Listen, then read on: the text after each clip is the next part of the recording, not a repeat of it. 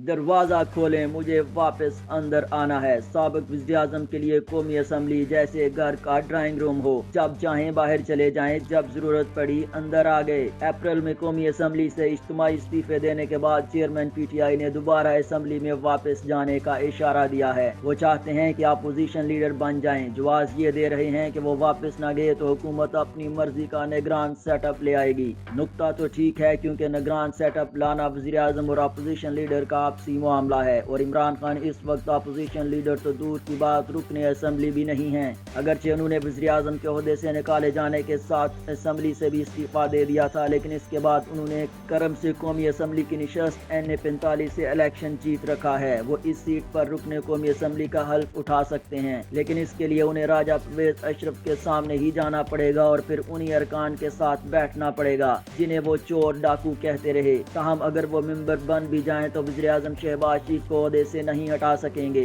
क्योंकि हुकूमत पीटीआई के 11 अरकान के इस्तीफे मंजूर करके उन्हें कौमी असम्बली में पीटीआई के अरकान की तादाद कम कर चुकी है। इमरान खान MQM और छोटी जमातों को साथ भी मिला लें तो अदम एतमाद के लिए मतलूबा तादाद पूरी नहीं कर सकेंगे।